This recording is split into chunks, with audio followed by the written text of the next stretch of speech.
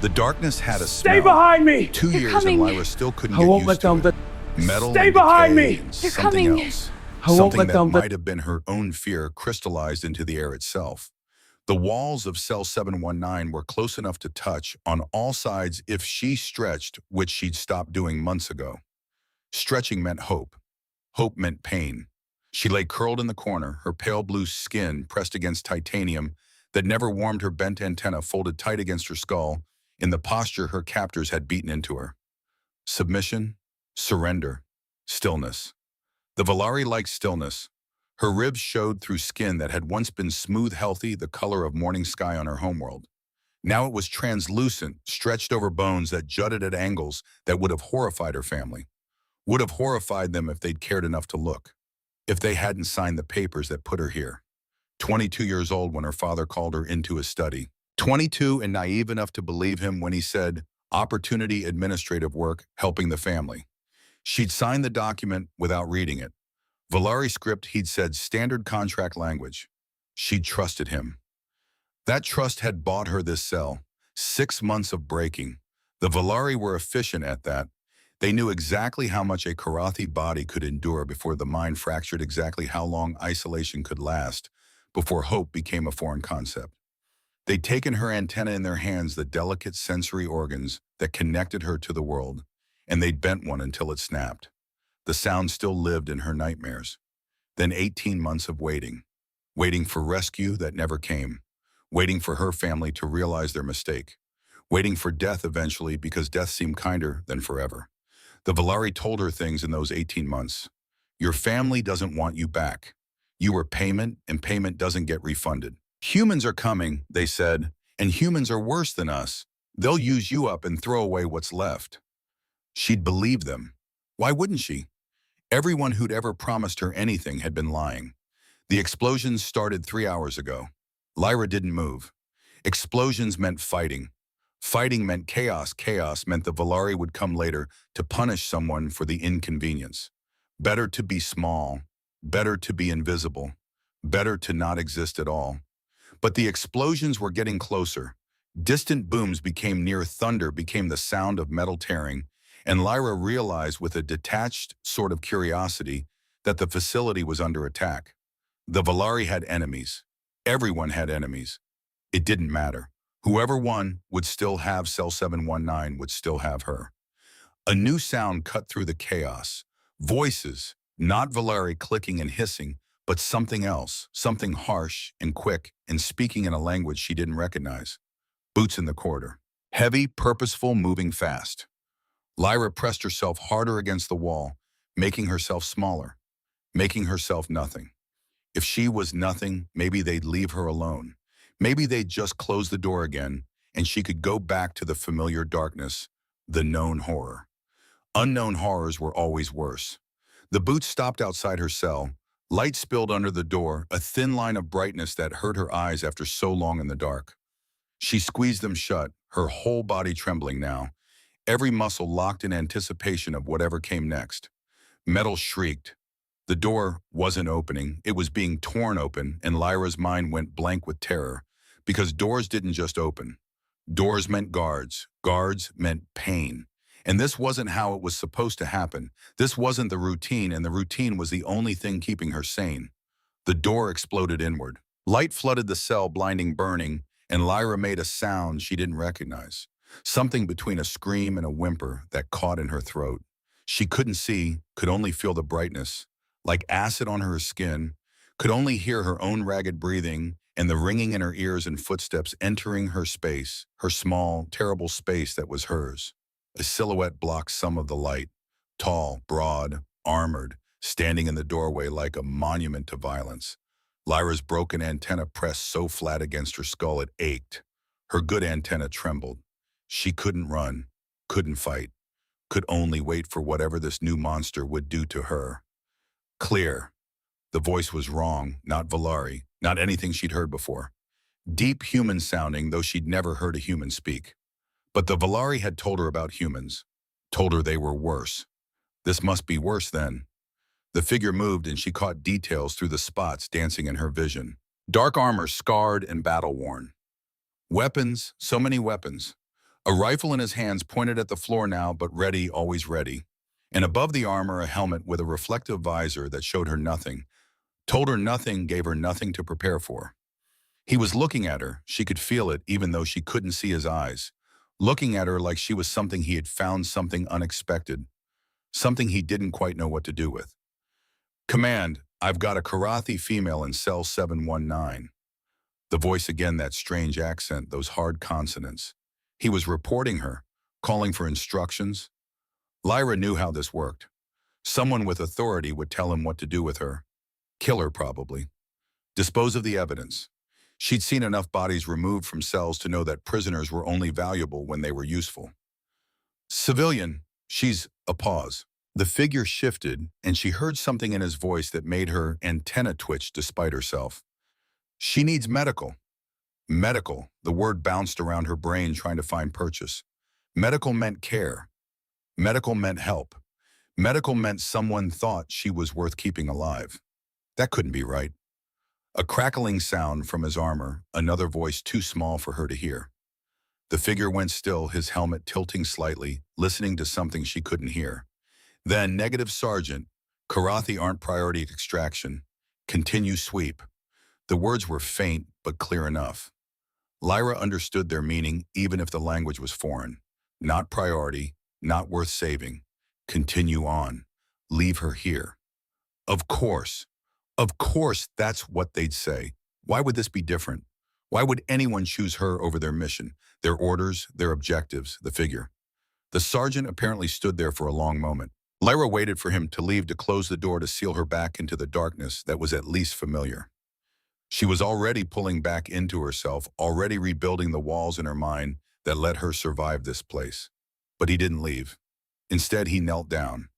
The motion was slow, careful, telegraphed. He set his rifle on the ground with a deliberate gentleness that made no sense for a weapon. His hands moved to his helmet, and Lyra couldn't help it. She watched because what else could she do?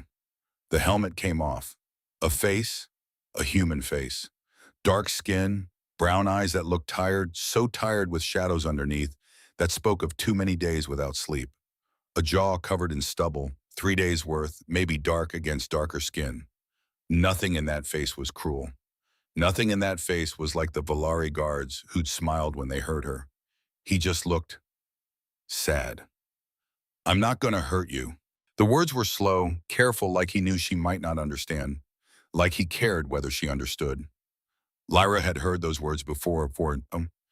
Everyone who'd walked through that door had said some version of them, and they'd all been lying. She knew better than to believe. Believing got you hurt worse. But his eyes, there was something in his eyes that made her antenna quiver, made something deep in her chest that she thought was dead stir, just slightly. Not hope, she didn't dare call it hope. Just uncertainty. Just the smallest crack in the absolute certainty that everyone would hurt her. My name is Daniel. His voice was gentle, offering the name like a gift. He was giving her something to call him besides guard captor, monster. I'm human. We're the ones fighting the Valari. Fighting the Valari. The word should have meant something, should have sparked something. But Lyra was too tired, too broken, too far gone into the numbness that had kept her alive. She said, nothing. Did nothing. Just trembled. He reached for something on his armor, and Lyra flinched so hard she hit her head against the wall. The pain was sharp and immediate, and tears sprang to her eyes before she could stop them. He froze. His hands went up open, empty. Hey, it's okay. I'm just getting something from my pack. See? He moved so slowly like she was a wild animal he didn't want to spook. He pulled a pouch from his belt, opened it, drew out something that crinkled and shimmered. A blanket, silver and thin, the kind that reflected heat. He held it out to her. Lyra stared at it, at his hand, at his face, at the blanket again. A trap. Had to be a trap. The Valari had played games like this before. Offer comfort, then punish her for accepting it. Teach her that wanting anything at all was weakness. It's warm. You're cold. Take it. She was cold. She was always cold. The temperature in cell 719 never changed, never warmed, and her body had stopped trying to regulate itself months ago. She just shivered now, constant low tremors that were so familiar, she barely noticed them. But she noticed them now because he'd noticed them. He set the blanket on the ground between them, then sat back on his heels, putting distance between himself and it, between himself and her, giving her space to choose. Choose. When was the last time anyone let her choose anything? Gunfire echoed somewhere in the facility, distant but real. His squad was out there completing the mission without him. He was here in this cell with her when he should be somewhere else, when his orders had told him to be somewhere else. My daughter had a blanket like this. The words came out of nowhere, soft and unexpected. Lyra's good antenna twitched forward just slightly, the first time in months she'd shown any curiosity about anything. Not exactly like this. Hers was purple. Had stars on it. He smiled, but it looked unpracticed on his face, like the expression didn't quite fit right, like smiling was something he'd forgotten how to do properly. She used to drag it everywhere, grocery store, park friends, houses. She was 3, maybe 4, wouldn't sleep without it. Why was he telling her this? Why did she care? She didn't care. Couldn't afford to care. Caring meant hoping, hoping meant pain, but her hand moved anyway, just a little. Just enough to lift from where it had been pressed against her chest, fingers extending toward the blanket, like it might bite her, like it might prove to be an illusion. She's 12 now, too old for blankets, she says. His voice was warm when he talked about his daughter. Warm and faint at the same time, like the memory hurt in a good way. But I still keep it in my quarters. Don't tell anyone. A small smile, self-deprecating. Like he was sharing a secret. Like she was someone worth sharing secrets with. Lyra's fingers touched the blanket. It was real, solid, warm even before she pulled it toward her. She grabbed it with both hands, sudden and desperate, pulling it against her chest, but not wrapping it around herself. That would mean accepting it. That would mean trusting it. She couldn't do that, but she could hold it. Just hold it. The material was soft and crinkled under her grip. It held heat, reflected it back toward her body, and the warmth was so alien, so foreign, that it almost hurt. Sergeant Reed, report your position immediately. The voice from his comm was sharp, angry. He reached up and switched something off with a deliberate click. He'd just cut off his command, disobeyed a direct order. For her. Lyra's mind couldn't process that, couldn't fit it into any framework she understood. People didn't disobey orders for prisoners. People didn't risk punishment for nothing. She was nothing. But he was looking at her like she was something. Can you stand? Could she? Lyra didn't know. She hadn't stood in days, maybe weeks. Time didn't mean much anymore. She tried. She really tried. She braced her hands against the wall, pushed with legs that had forgotten how to bear weight, managed to get her feet under her for just a second before they buckled. She was falling, and her mind screamed that falling meant hitting the floor. Hitting the floor meant making noise meant punishment. Arms caught her. Strong arms, careful arms. Arms that held her like she weighed nothing and like she was precious at the same time. Lyra went rigid, every muscle locked, every nerve fired. She was being held, being restrained, being controlled, and her body knew what came after being held, after being controlled, and she couldn't breathe, couldn't think, could only feel the panic rising like water over her head. I've got you, we're walking out of here. The voice was steady. The arms didn't tighten, didn't squeeze, just held her steady, like she was something that might break. She buried her face against his armor, against the cold metal of his chest plate, and something in her broke anyway. Not the bad breaking, not the kind the Valari had done. Something else. Something that had been holding her together through sheer stubborn will. She made a sound, small and broken and lost. He carried her through corridors still smoking from breaching charges.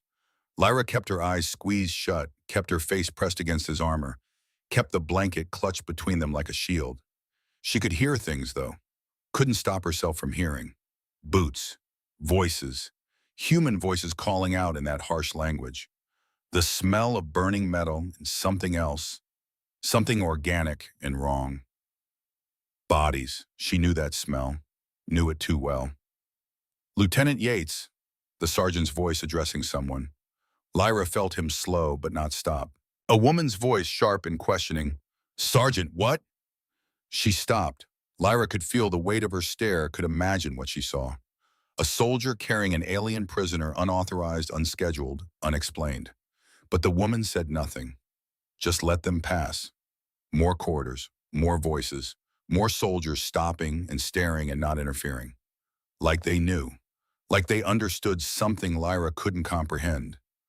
Cold air hit her skin and she realized they were outside. Outside Cell 719. Outside the facility. Outside the place that had been her entire world for 2 years.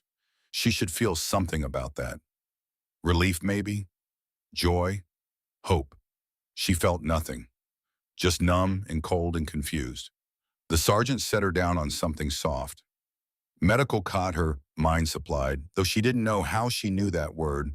In this language, didn't know how she was starting to understand fragments of what people around her were saying. The cot was in some kind of transport vehicle. She could hear engines, feel vibrations through the floor. She immediately curled into a ball, pulled the blanket over herself, tried to make herself small again. Small was safe. Small meant invisible. "What's your name?" The sergeant, it was still there, crouched beside the cot, his tired eyes at her level. Name. She had a name. Somewhere under the layers of trauma and survival and numbness, she had a name that her mother had given her before her mother had let her father sell her. Lyra looked at him for the first time, really looked at him, took in the concern in his face, the gentleness in his posture, the way he made himself smaller to not tower over her. "Lyra," she whispered. Her voice was like wind through broken glass, rusty and sharp and barely there. "Okay, Lyra, you're safe now." She didn't believe him. Safety was a concept for people who hadn't spent 2 years in Cell 719. Safety was a fairy tale. But she wanted to believe him. That wanting was the most dangerous thing of all. 3 weeks on the UNSC Meridian, and Lyra still hadn't decided if rescue was real. The medical bay was bright. Too bright. The lights never turned off, and every surface was white or silver or some other color that reflected and amplified until her eyes ached constantly. The Valari had kept her in darkness. This was the opposite of darkness, and it hurt almost as much. Dr. Mitchell was kind. Dr. Mitchell was patient. Dr. Mitchell approached her like she was a puzzle to be solved, and every time he got too close, Lyra's body locked up in ways she couldn't control. "Just checking your vitals, Lyra. This won't hurt." Everything hurt. Existing hurt. But she let him do his work because the alternative was restraints, and restraints meant the Valari, meant being held down, meant things she couldn't let herself remember. The first week she didn't eat. They brought her food, Karathi food somehow. Someone had researched her species, found out what she could digest, what she needed to survive. They put it on a tray by her bed and left it there. She stared at it. Eating meant wanting to live. Wanting to live meant acknowledging that this was real, that she was really out, that she might have a future. And if she acknowledged that, and it turned out to be a dream, if she woke up back in Cell 719, the disappointment would kill her. Better not to hope. Better not to want. The food sat there until it grew cold, then was replaced with fresh food that she didn't touch either. Dr. Mitchell looked worried. He consulted with other doctors in hushed voices Lyra could hear through the walls with her good antenna. She was shutting down, they said. Giving up. They'd saved her body, but her mind was still in that cell. They were right. Night came, though Lyra only knew it was night because the foot traffic in the corridors decreased.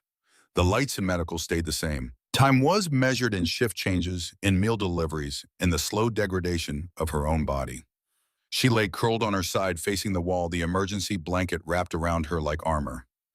It still smelled faintly of the sergeant, of Daniel. She'd learned his real name, Daniel Reed. The crew talked about him sometimes within her hearing, about how he disobeyed orders, about how command was pissed, about how he sat outside medical bay every night. She didn't believe that last part until she saw him.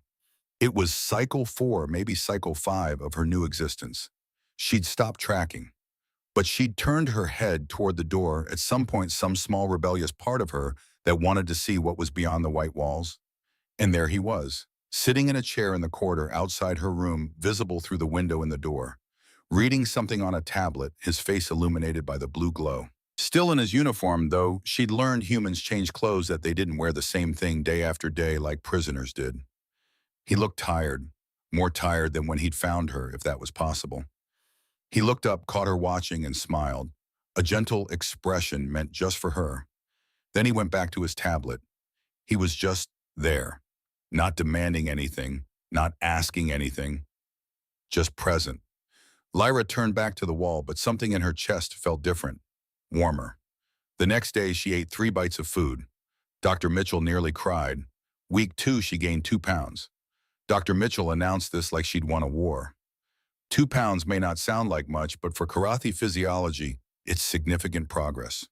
Your body is starting to process nutrients again. Her body was starting to remember how to be alive. Her antennae were healing. The broken one would never straighten fully. The damage was permanent. But Dr. Mitchell had set it, properly stabilized it, and the constant ache had faded to a dull throb. She could move it again. Just a little. That small movement felt like a miracle. The nightmares came on week 2, night cycle 3. Lyra woke up screaming, her voice breaking the silence of medical bay like glass shattering. She was back in cell 719, the walls pressing in, the Valari guard's hands on her antenna bending, pulling breaking arms around her. Not restraining, holding. Lyra, you're safe. You're on the meridian. I'm here. Daniel's voice. Daniel's arms. When had he come into the room? She didn't remember hearing the door, didn't remember anything except terror and pain and darkness. You're safe, he said again, and she grabbed onto that voice like a rope in a storm. He stayed until she fell back asleep. When she woke in the morning, he was back in his chair in the corridor, pretending he hadn't spent the night on the floor beside her bed. She ate half her breakfast. Week 3, the doctor said she could sit up. It was harder than it should have been. Her muscles had atrophied, and sitting up made her dizzy, made the room tilt in ways that triggered panic responses she couldn't control. But she did it. She sat up in bed, the silver fabric draped over her shoulders, and looked around the medical bay properly for the first time. White walls, medical equipment, a window showing stars moving past at speeds her mind couldn't process. She was on a ship, a human warship, moving through space towards somewhere that wasn't cell 719. This was real. Dr. Mitchell chose that moment to enter with his tablet and his gentle smile. Lyra, you're sitting up. That's wonderful. How do you feel? How did she feel alive? Terrified, confused, angry, grateful, lost. Better, she managed. Her English was improving. Daniel had been teaching her words, simple ones, speaking slowly and repeating until the sounds made sense in her mouth. I have someone who'd like to talk to you if you're feeling up to it. Dr. Chen, she's a xenobiologist. She specializes in trauma recovery. Trauma recovery.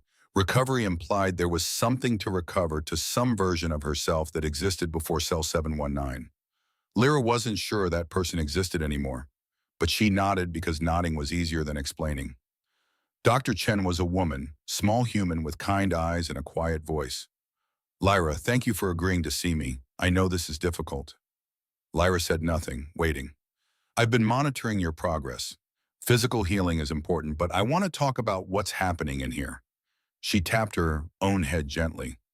The mind takes longer to heal than the body sometimes. Truth, the truest thing anyone had said. I've noticed that you respond differently to different people. You tolerate Dr. Mitchell.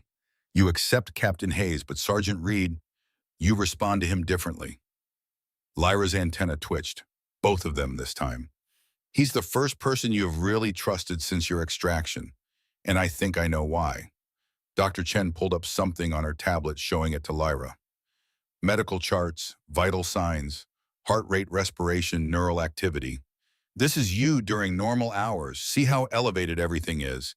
You're in constant stress response. The lines on the chart spiked and jagged, never settling. This is you when Sergeant Reed is in the room. The lines smoothed, still elevated, but calmer, more regular. Your body knows he's safe, even when your mind doesn't trust, yet your body remembers that he didn't hurt you, that he chose to help you when he didn't have to. Lyra stared at the charts, at the visible evidence of something she'd felt but couldn't articulate. Dr. Chen, she said slowly, why does he come every night? Why does he sit in the corridor? Dr. Chen smiled sadly. Because you won't eat for anyone else. You won't sleep unless he's nearby. Medical says you're shutting down when he's not present. He knows that. I am responsibility. You're someone he cares about. That's different. Caring, another foreign concept. He disobeyed orders to take you. Did you know that? Lyra nodded. She'd overheard enough to piece that together. He's being disciplined, investigated. His career might end because of you. The words hit like a blow. She was destroying him. She was a burden, a problem, a complication. Just like her family had said. Just like the Valari had said. She was nothing but trouble. Dr. Chen must have seen something in her face because she leaned forward, her voice firm. Lyra, listen to me. That was his choice.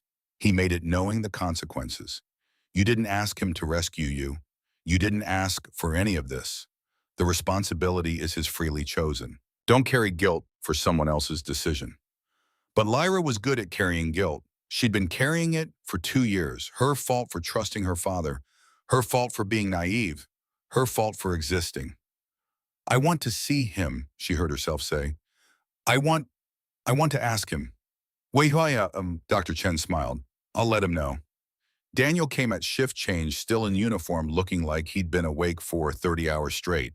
He pulled the chair from the corridor into the room, sat down, elbows on his knees, looking at her with those tired, patient eyes. Dr. Chen said you wanted to talk. Lyra's hands twisted in the blanket. His blanket. She'd stopped thinking of it as emergency equipment. It was his daughter's purple blanket, the one with stars, the one he kept hidden in his quarters.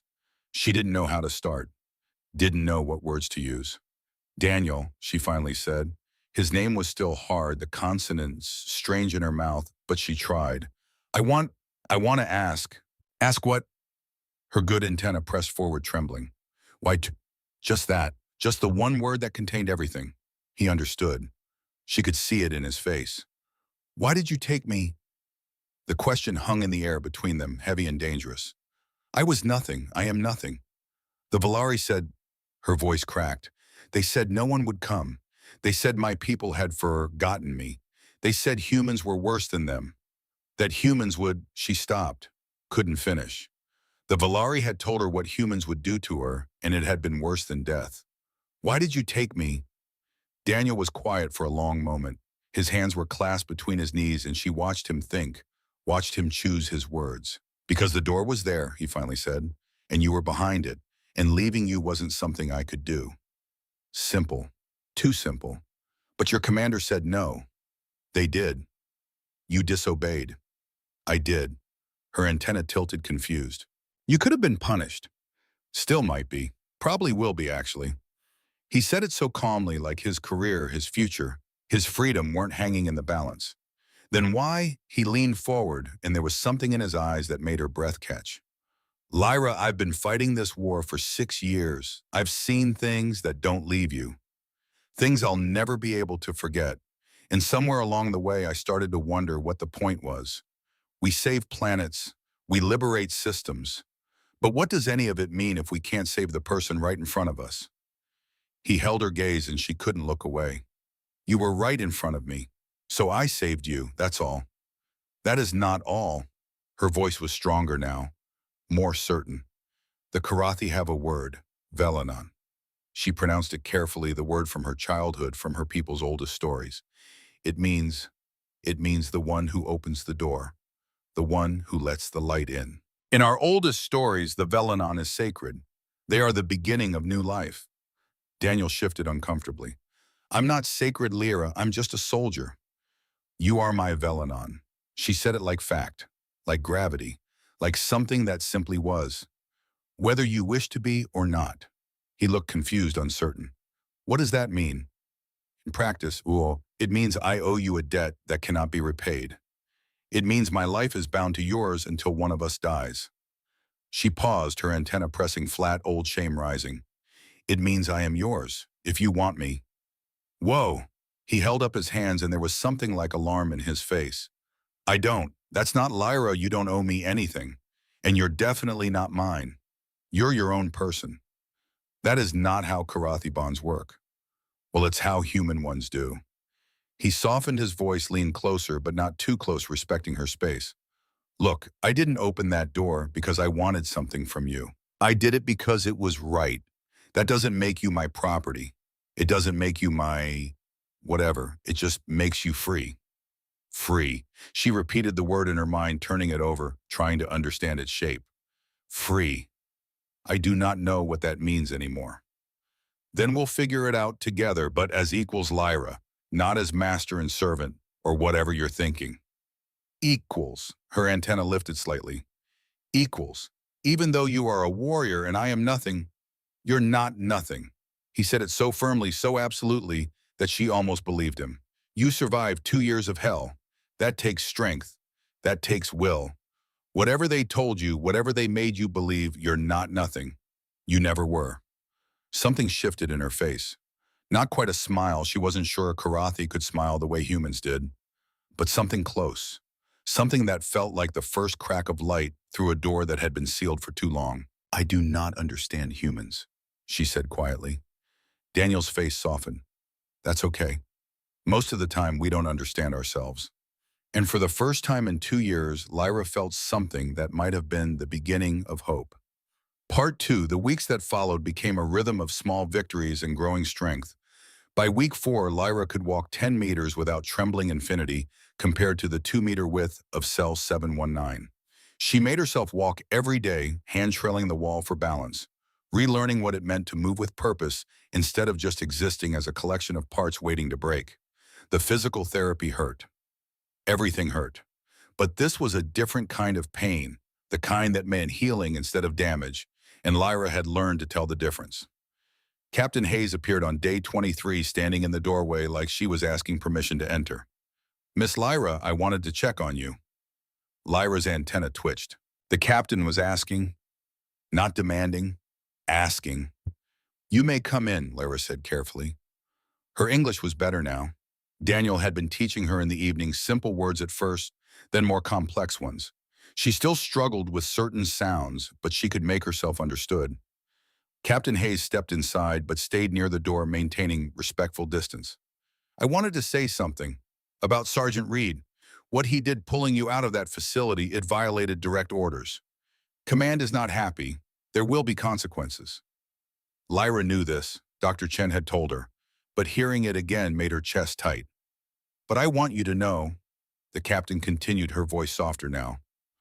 I've served with Daniel Reed for 3 years. He's one of the best soldiers I've ever commanded. And what he did that day, that was the most Daniel Reed thing I've ever seen.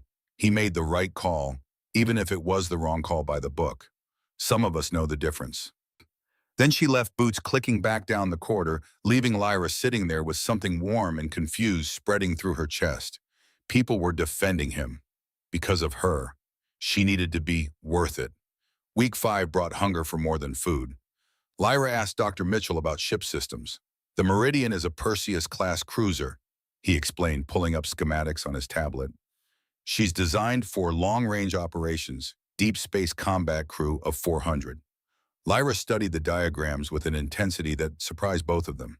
She'd always been good with systems, with understanding how things fit together. It was why her father had thought she'd be good in administration before he had sold her to people who put her in a cell instead. Can I learn more? She asked. Something lit up in the doctor's eyes. That's a sign of engagement, of wanting to participate in the world again. That's excellent, Lyra. He brought her files. Engineering specs, tactical manuals, cultural primers on human society. She absorbed it all like she was starving, which she supposed she was. Starving for purpose, for something to do besides exist. The Karathi homeworld had been advanced once. Water cities that floated on bioluminescent seas technology that worked with nature instead of against it. She'd grown up learning about systems integration, about the elegant mathematics of living machines. Then her father had signed a paper, and all of that had stopped mattering. But it mattered again now. It mattered because she was making it matter. Week 6 arrived, and Daniel appeared nervous for the first time. Emma's been asking about you, only if you're comfortable. The request terrified her. A child, a human child. What would she say? What would the girl think of her?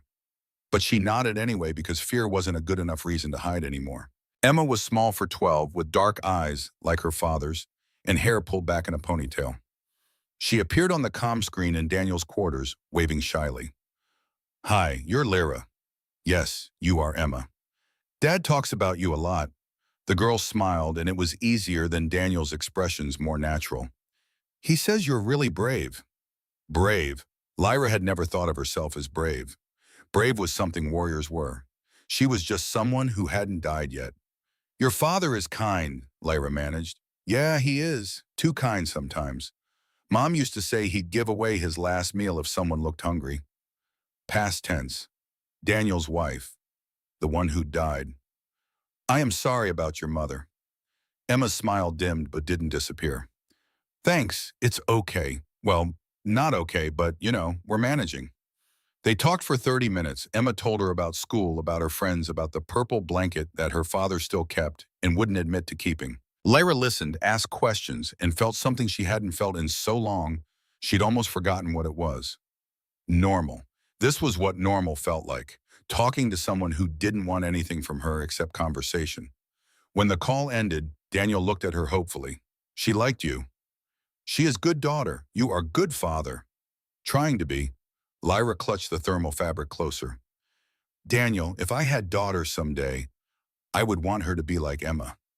Something crossed his face too quick for her to read. You'll make a great mother, Lyra, when you're ready, if you want that. When she was ready, if she wanted, always giving her choice. By week 7, the walls of Medical Bay felt too confining. Not like cell 719, like a cocoon she'd outgrown. Daniel showed her the ship during off-peak hours. Corridors massive compared to her room. People everywhere, humans in uniforms moving with purpose. Some stared. Most didn't. A few nodded respectfully. He led her to the mess hall when it was mostly empty. The room was huge with long tables and windows showing stars streaming past. Lyra stood at one of those windows for 10 minutes just watching. Space. Real space. Not the darkness of cell 719, but the living darkness of the universe full of light and possibility. Beautiful, isn't it? Daniel said quietly beside her. I had forgotten, Lyra whispered. I had forgotten there was beauty. Captain Hayes found them there and invited Lyra to sit. The conversation was awkward, stilted, but Hayes was trying, asking about Karathi culture, about her homeworld, treating her like a person whose opinions mattered. Lyra answered carefully, testing each word, but inside something was unfurling. Something that had been locked down for 2 years. She could do this. She could exist around other people. She could be someone again. Late in week 8, sitting in Daniel's quarters, Lyra asked about the woman in the photos. The one with kind eyes and his smile. That's Sarah, he said, following her gaze. She was beautiful. She was. He sat down heavily in his desk chair. Breast cancer. Caught it too late. She fought for 2 years, but he didn't finish. Didn't need to. Lyra sat on the edge of his bunk, her constant companion draped over her shoulders. She'd carried it with her, couldn't seem to let it go. You loved her very much. I did. Still do, I guess. Love doesn't just stop because someone's gone. Silence settled between them, comfortable and sad at the same time. Lyra's antenna trembled. She'd been building up to this for days, this moment, this choice. She could stay silent, could keep her past locked away where it couldn't hurt anyone. But Daniel had shared his pain. He'd been vulnerable with her consistently, constantly. Equals, he'd said. Equals meant reciprocity. Equals meant trust went both ways. Daniel, she said quietly, I want to tell you something about before. He turned to face her, giving her his full attention. You don't have to. I know, I want to.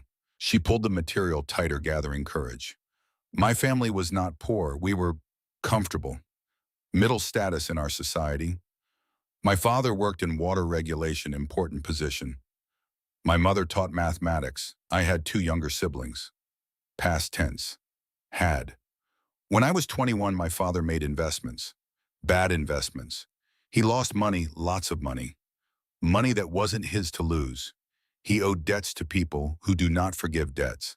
Her voice was steady. She was surprised by that. In Karathi culture, family debt is sacred. More important than individual rights. If the family owes, the family pays. Any way necessary. Daniel's expression was careful, controlled. Listening without judgment. One night, my father called me to his study.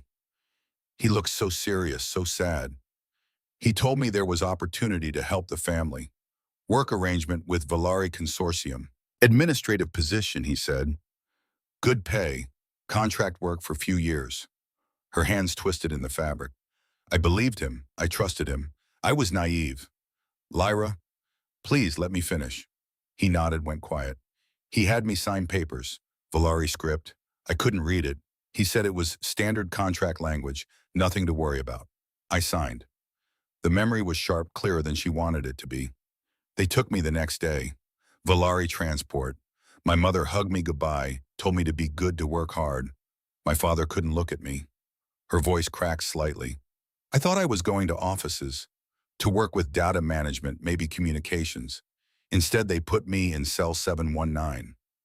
Daniel's hands were clenched into fists, now his jaw tight. For 6 months, they broke me.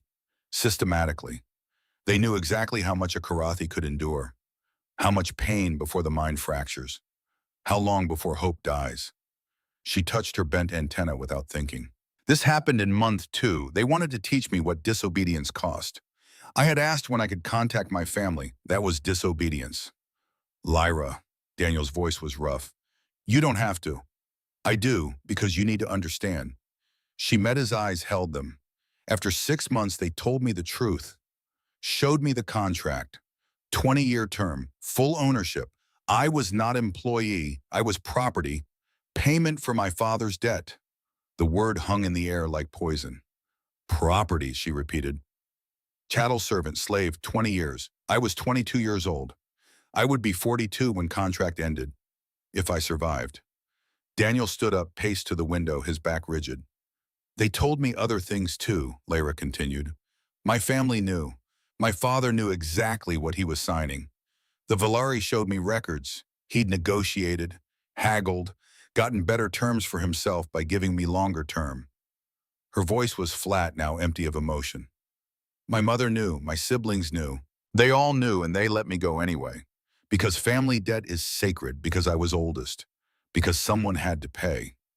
She stared at her hands. The Valari said I could write one letter home, to tell my family I was well, that I was working hard. I wrote it, begged them to help me, told them what was happening. A pause. My father wrote back. One sentence, the contract must be honored. Daniel turned around and there were tears on his face, actual tears running down his cheeks. After that, they put me in isolation. 18 months. Said I was suspected the security risk, potential spy. Not true. They just wanted somewhere to keep me until they decided what to do with me. Torture was expensive. Isolation was cheap. She looked up, but Daniel saw his devastation, his rage. So when you ask why I was in cell 719, that is why. I was payment. I was currency. My family sold me to cover their shame. 20-year contract. 2 years served. 18 years remaining. She said it clearly, precisely. When you opened that door, you stole legal property of Valari Consortium. You violated commercial treaty. You created diplomatic incident. Daniel crossed the room, knelt in front of her, took her hands carefully in his. They had no right, he said, his voice shaking with fury. Your family had no right. The Valari had no right. No one has the right to do that to another person. In Karathi law, they did. Debt must be paid. I was payment. To hell with Karathi law. The profanity was sharp, angry, and somehow it made her feel better. You are not currency, Lyra. You are not property. You are not a contract line item.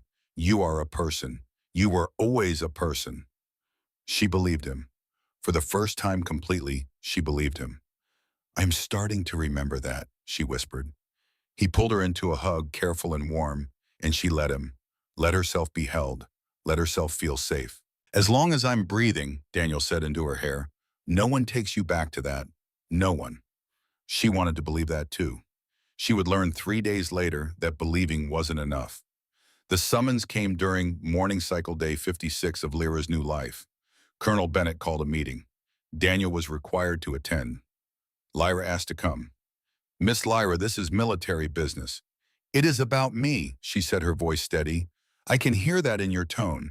If it concerns me, I have right to know. The colonel looked at her for a long moment, then nodded. The conference room was intimidating. Large table, too many chairs, screens on every wall. Daniel sat beside her, Captain Hayes on her other side. Lyra felt like a specimen being examined. Colonel Bennett stood at the head of the table, his expression grim. 3 days ago, UNSC Command received formal communication from the Karathi Republic. They've been informed of our acquisition of one of their citizens from a Valari facility. Acquisition, like she was equipment. The Karathi government has demanded her immediate return. The room tilted. Lyra's hands gripped the edge of the table, knuckles pale. Sir, Daniel started, but the colonel held up a hand. There's more. The demand isn't just from the Karathi government. The Valari Consortium has filed an official claim under the Treaty of Commercial Exchange. They're asserting that Miss Lyra is legally contracted property with 18 years remaining on her term. The screen behind him lit up with documents. Legal documents, treaties, and there in Valari script with Karathi translation her contract. Lyra stared at her father's signature, at the magistrate's seal, at the terms that spelled out exactly what she was worth. Not much, apparently. Under the Treaty of Commercial Exchange, the colonel continued, contract debt is legally binding across all signatory species. The Karathi Republic is signatory. The Valari Consortium is signatory. Humanity is signatory. Captain Hayes leaned forward. Sir, she was being tortured. The Valari claims standard compliance measures for contract servants, within legal parameters of the treaty. That's insane, Daniel said, his voice tight. She's a person, not property. Under their law, Sergeant, she's both. Lyra found her voice, though it shook. What does this mean? Colonel Bennett looked at her, and there was genuine regret in his eyes. It means the Karathi delegation will arrive at this station in 72 hours to retrieve you. And under current treaty obligations, we don't have legal grounds to refuse them. The world went silent. 72 hours, 3 days. Then back to cell 719. Back to darkness. Back to being nothing. No, the word came out before she could stop it. Miss Lyra. No, louder now. I will not go back. This isn't your decision, the colonel said, not unkindly. This is diplomatic matter, treaty obligation. It is my life. She stood up, her chair scraping back. Her antennae were both forward now, trembling, but upright. It is my life, my choice. I will not go back to that cell. I will not return to being property. I will not, her voice broke, but she forced it steady again. I will not go back. Daniel stood beside her. She stays. Sergeant Reed, you can't. She stays, sir. We'll figure out the legalities. We'll find a loophole, but she's not going back to those people. Colonel Bennett looked between them, then sighed heavily. You have 72 hours. If you can find legal grounds for asylum, if you can find a way to void that contract within treaty law, I'll support it. But I can't violate interspecies treaties without cause. The alliance with the Karathi has saved thousands of human lives. I can't risk that for Bao. He stopped himself. I can't risk that, he finished quietly, for one individual. That's what he'd almost said. Lyra understood. Strategy over individual, the needs of many over the needs of one. It made sense. It also meant she had 3 days to save herself, because Daniel had opened the door, but this she had to do alone. The next 60 hours passed in a blur of research. Lyra commandeered a terminal in the ship's library, learned how to navigate human legal databases, then Karathi ones, then Galactic commercial law. Daniel brought her food she barely touched.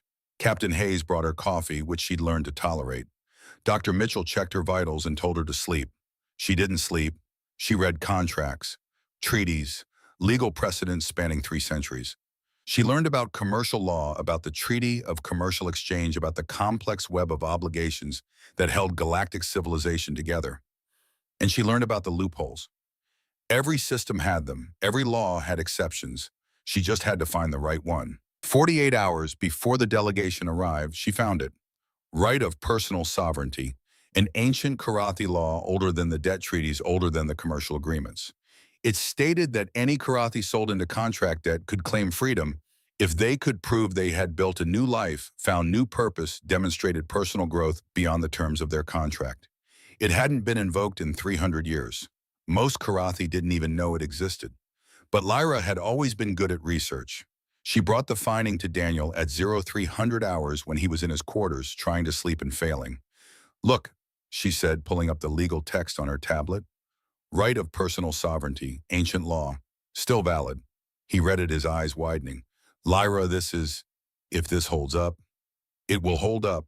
It is Karathi law. They have to honor it. But you have to prove you've built new life. How do you prove that?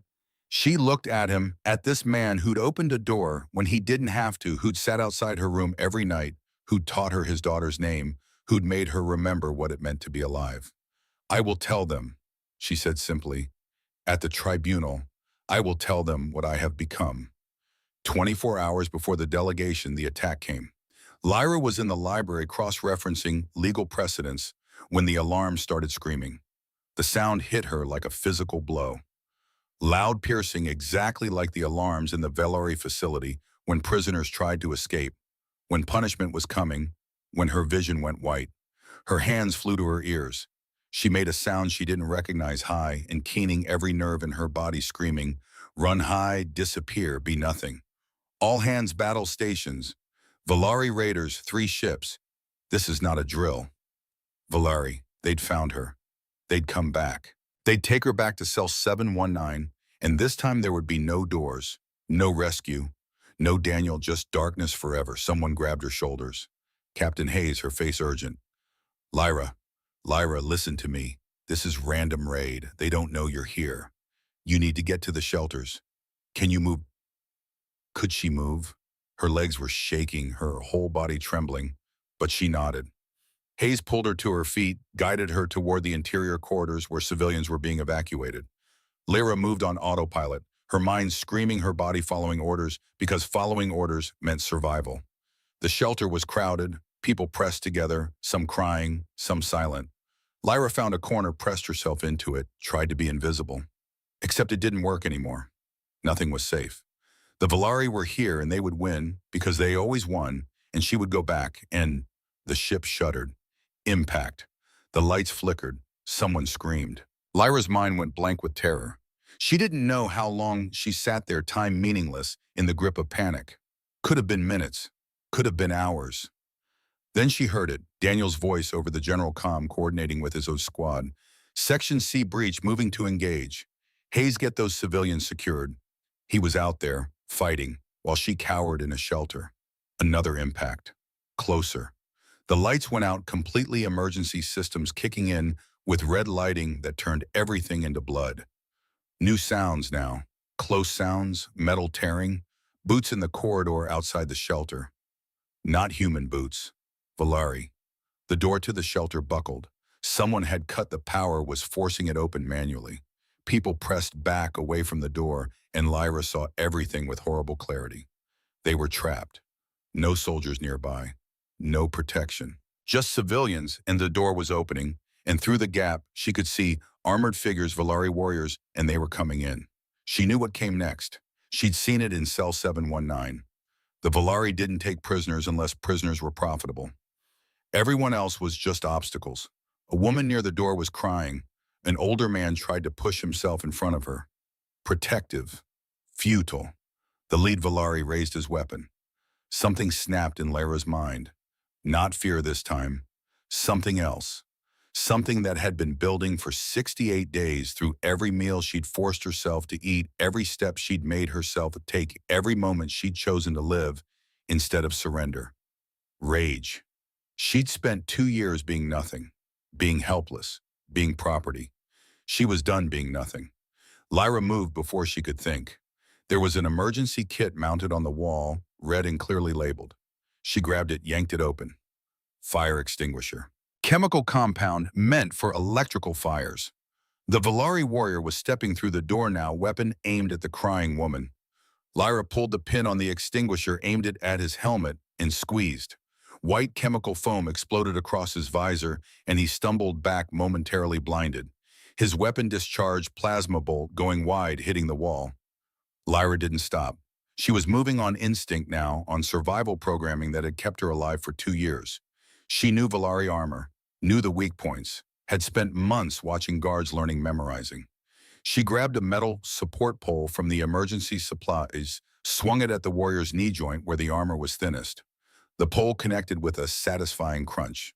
The Valari went down and Lyra hit him again, this time at the helmet seal, and again, and she was screaming now, 2 years of silence breaking out of her in a sound that was rage and pain and refusal. I am not property. I am not yours. I choose myself. Strong hands pulled her back. She fought them, still screaming, still swinging, until a familiar voice cut through the chaos. Lyra, Lyra, it's me. It's Daniel. You're safe. He's down. You did it. You're safe. She stopped fighting, turned. Daniel was there in full combat gear, bleeding from his shoulder where his armor had been breached.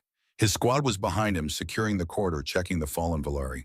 He was staring at her like he'd never seen her before. You saved them, he said, his voice filled with something she couldn't name. You saved everyone in the shelter. Lyra looked down at herself, at the metal pole still in her hands, at the unconscious Valari at her feet. She'd fought, and she'd won. The words came quieter this time, not a scream, but a truth. I am Lyra. Daniel's face broke into a small, genuine smile. Yes, he agreed, you definitely are. Then his legs buckled, and Lyra caught him, her arms surprisingly strong, holding him up the way he'd held her 68 days ago. Role reversal. She was supporting him now. Medical, she called out, her voice clear and commanding. He needs medical, now. People moved to obey her, and Lyra realized something fundamental had shifted. She wasn't a victim anymore. Wasn't someone who needed constant protection. She was someone who fought back. Someone who saved people. She was Lyra. Not property, not contract, not debt. Just Lyra. And in 72 hours, she would make sure everyone understood that. Part 3. Daniel's shoulder wound took 6 hours to repair. Lyra sat outside the surgical bay the entire time, the metal pole still in her hands, until a nurse gently pried it away. She didn't remember picking it up after the attack ended, didn't remember holding it while the medics loaded Daniel onto a stretcher, but her fingers had cramped around it like it was the only real thing in the universe. Dr. Mitchell came out, eventually looking tired but satisfied. He's stable. Plasma burns are tricky, but we got it. He'll need rest, physical therapy, but he'll be fine. Lyra nodded, not trusting her voice. You can see him if you want. He's been asking for you. She found Daniel in a recovery room, propped up on pillows, his shoulder wrapped in regenerative bandages. He looked pale, exhausted, but he smiled when she entered. Hey, he said. I heard you went full warrior back there. I hit Valari with pole. You saved 23 people. Captain Hayes counted. 23. Lyra sat down in the chair beside his bed, her hands shaking now that the adrenaline was fading. I was so afraid, she admitted. When alarm started, I was back in cell 719. I was nothing again. But you weren't. No, she looked at her hands, these hands that had swung a pole, that had fought, that had won. I was angry instead. Anger's good. Anger means you care enough to fight back. She met his eyes. Daniel, the tribunal is in 48 hours. I know. I found legal precedent, right of personal sovereignty. It might work. It will work. He said it with such certainty, such faith in her. But I have to speak. I have to tell them everything. Prove I have built new life. You have. Look at you, Lyra. 68 days ago, you couldn't stand up. Today, you took down a Valari warrior. She wanted to believe him, wanted to believe that would be enough. What if they do not care? What if law is just words and they take me anyway? Daniel reached for her hand, careful of his injured shoulder. Then they'll have to go through me, through Hayes, through every person on this ship who saw what you did today. You're not alone in this, Lyra. Not anymore. She gripped his hand, held tight. I am afraid, she whispered. I know, but you're going to speak anyway. That's what brave means. Not the absence of fear, the choice to act despite it. 48 hours became 24, became 12. Lyra didn't sleep, couldn't sleep. She prepared instead. In the library, she compiled evidence, medical records showing her physical recovery, educational records showing the courses she'd completed in ship systems, human culture, galactic law, testimony statements from Dr. Mitchell, Captain Hayes, even from the civilians she'd saved during the attack. She drafted her speech, rewrote it, drafted it again. The words had to be perfect, Had to convey not just facts, but transformation. Had to make them see her as a person, not a contract line item. Dr. Chen found her at 0400 hours still working. Lyra, you need rest. I need to be ready. The doctor sat down across from her, pulled up a chair. You are ready. You have been ready since the moment you grabbed that fire extinguisher. The question is whether they were ready to see it. What if they refuse to look? Dr. Chen smiled sadly. Then you make them look. You speak your truth so loudly, so clearly, that they can't ignore it. That's all any of us can do. 6 hours before the tribunal. Amma called. Lyra almost didn't answer. Didn't want to face this child, this innocent, with the weight of everything hanging over her. But the screen was already connecting, and there was Emma's face, anxious and hopeful. Lyra, Dad told me about the tribunal. Yes. He says you are going to fight for yourself, that you found a law that might help. I am trying. Emma bit her lip, looking suddenly older than 12. I wanted to tell you something. After Mom died, Dad was lost. Really lost. He went through the motions, took care of me, but he wasn't really there. Like part of him had died too. Lyra's antenna pressed forward, listening. Then he met you, and I saw him change. He had purpose again. He was fighting for something that mattered, not just going through military motions. Emma's eyes were shining. You saved him too, Lyra. Maybe you didn't pull him out of a cell, but you gave him a reason. So when you go in there today, remember that. You're not just fighting for yourself. You're fighting for all of us who need you here. The call ended and Lyra sat in the silence, something warm and terrible expanding in her chest. Responsibility, not the burden kind, but the connected kind. She mattered to people. Her presence, her existence made a difference. That was worth fighting for. The tribunal convened in the station's primary conference hall at 1400 hours. Lyra walked in with her head high, her antenna forward, wearing simple human clothes that Captain Hayes had helped her select. Nothing fancy, just clean, dignified, real. The room was massive, designed to hold hundreds. Today it held maybe 40 people. The tribunal panel sat at a raised table, 5 officers with Admiral Price in the center. To the left, prosecution. To the right, an empty chair for her. No defense attorney. She'd refused one. This was her story to tell. In the gallery, she saw Daniel still in a sling but present. Captain Hayes, Dr. Mitchell, Dr. Chen, crew members whose names she'd learned, people who'd chosen to be here to witness. And on the main screen, the Karathi ambassador. Remote attendance, his image larger than life, his face carefully neutral. Admiral Price banged the gavel. This tribunal is convened to determine the legal status of the individual identified as Lyra Karathi citizen and the actions of Sergeant Daniel Reed regarding her extraction from Valari Consortium custody. Prosecution, you may begin. The prosecutor stood. Commander Williams, a woman with sharp eyes and an impassive face. Thank you, Admiral. The facts of this case are straightforward. On day 116 of this operational year, Sergeant Daniel Reed violated direct orders to extract a non-priority civilian from a Valari detention facility. This extraction was unauthorized, unplanned, and created immediate diplomatic complications. She pulled up documents on the screen. The individual in question, Lyra, is a registered contract servant of the Valari Consortium under the Treaty of Commercial Exchange Article 47. Her extraction constitutes theft of legal property and violation of binding commercial agreements. Legal property. The words hit like a slap, but Lyra kept her expression calm. Furthermore, Williams continued, the Karathi Republic has formally demanded her return, citing both the commercial contract and their sovereign right to manage their citizens' contract obligations. The Valari Consortium has filed legal claim for breach of contract and demands either return of property or financial compensation equivalent to 18 years of remaining contract value. She turned to face Lyra directly. This tribunal must decide whether Sergeant Reed's actions constitute criminal breach of treaty, whether the extracted individual has legal grounds for asylum, and what penalties, if any, should be imposed. Williams sat down. Admiral Price looked to Lyra. Miss Lyra, you've declined legal representation. Do you wish to speak on your own behalf? Lyra stood.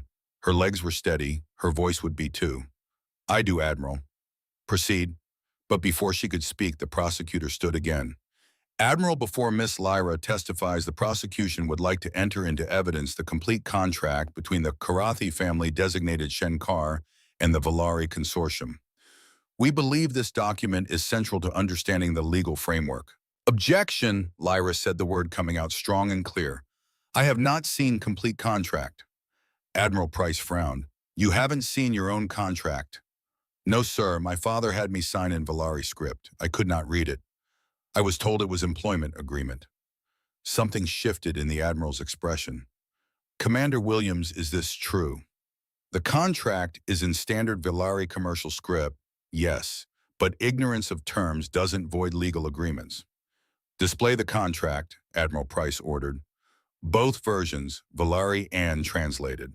The screen lit up with text, dense, complex, full of legal terminology, and there highlighted in red the terms Lyra had never seen. 20-year contract duration. Complete ownership transfer. Physical discipline, authorize. No early termination except by death or completion. Breeding rights reserved. Property transfer allowances. Resale options. The room went silent. Lyra read the words, each one a knife. Breeding rights. They'd owned her body, her future, her potential children. She'd known it was bad. She hadn't known it was this. Furthermore, William said, her voice cold, the contract clearly states that 2 years have been served. 18 years remain.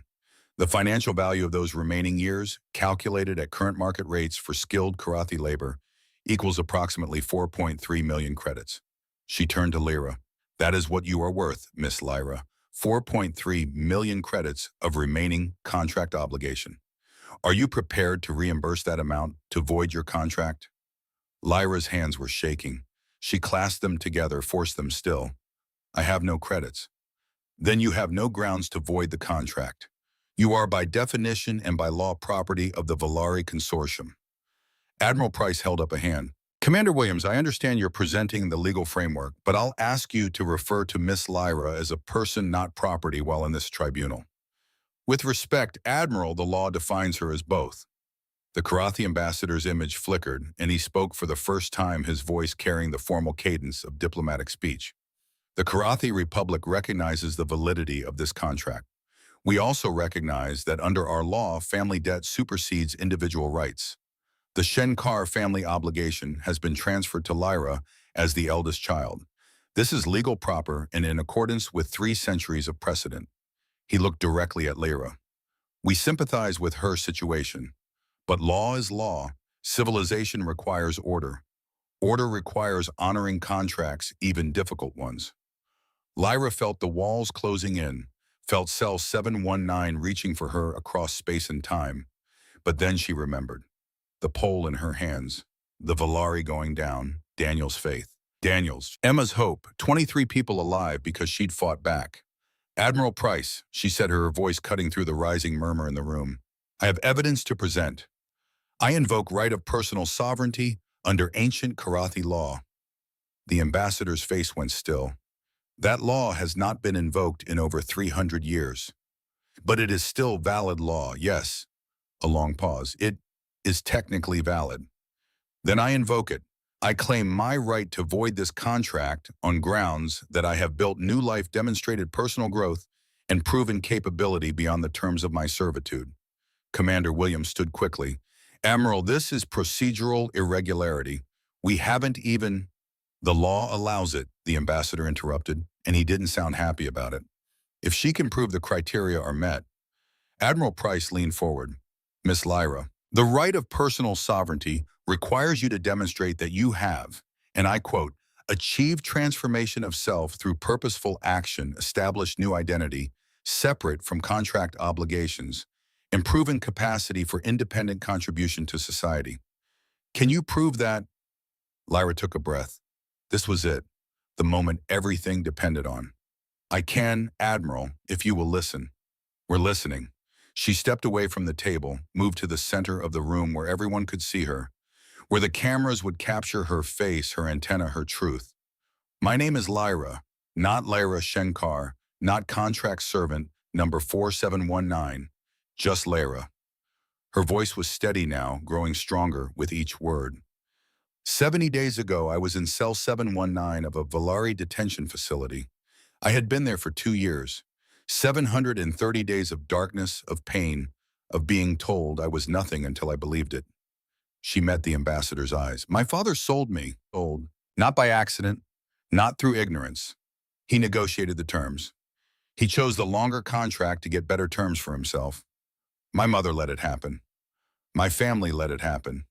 Because debt is sacred and I was payment. Her hands clenched. The Valari tortured me for 6 months. They broke my antenna, she touched the bent one, to teach me that disobedience had consequences. They starved me, beat me, told me I was worthless except as property. She turned slowly, making eye contact with each tribunal member. Then they put me in isolation for 18 months. Not because I was dangerous, because I was convenient to forget, cheap to store. A pause, letting that sink in. I waited to die. I prayed to die, because death seemed kinder than 18 more years of that. She looked at Daniel now, at his steady gaze. Then Sergeant Daniel Reed opened my door. His order said, leave me. His command said I was not priority. Every logical reason said, walk away. Her voice softened. He knelt down instead, took off his helmet, offered me a blanket, told me about his daughter. Back to the tribunal. He did not save me. He gave me a chance to save myself. And I took it. She began counting on her fingers. In 70 days, I have gained 14 pounds. I have healed broken bones. I have learned to walk again, to speak again, to eat without fear. Another finger. I have studied ship systems, human culture, galactic law. I have completed certification courses in engineering basics, medical assistance, cultural integration. Another. I have made friends. Captain Hayes, who taught me that authority can be kind. Dr. Mitchell, who taught me that healing takes time. Dr. Chen, who taught me that trauma does not define me. Her antenna lifted higher. I have learned that I have value, skills, intelligence, worth beyond what my father sold. She turned to the screen showing the Karathi ambassador. You say debt is sacred. I say people are sacred. You say contracts must be honored. I say personhood must be honored first. Her voice rose. 4 days ago, Valari raiders attacked this ship. I was in a civilian shelter when they breached. 23 people were about to die. She looked at her hands. I could have hidden. I had spent 2 years being small, being nothing. Instead, I fought. I grabbed a fire extinguisher and a metal pole, and I stopped a Valari warrior. I saved them, not because I was told to, because I chose to. She spread her arms. This is my transformation. This is my new life. I am not the broken thing my father sold. I am Lyra, who fights for others, who saves people, who chooses every day to be more than trauma. She stepped closer to the tribunal table. You show me a contract that says I owe 18 years. I show you 70 days of proof that I owe nothing but what I choose to give. Her voice dropped, intense and focused. You say I am worth 4.3 million credits of labor. I say I am worth more than currency can measure. She looked at each tribunal member in turn. The right of personal sovereignty says I can claim freedom if I have built new life. I have. If I have new purpose, I do protecting people who cannot protect themselves. If I have proven capability beyond my contract, I am trained, educated, capable. She turned to the ambassador one last time.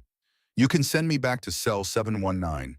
You can say that law requires it, that order demands it, that my family's debt matters more than my personhood. Her antenna pressed forward, aggressive, unafraid. But know this, if you send me back, I will not go quietly. I will fight every day, every hour, every breath. She touched her bent antenna. The Valari broke this to teach me submission. It did not work. They broke my body to break my will.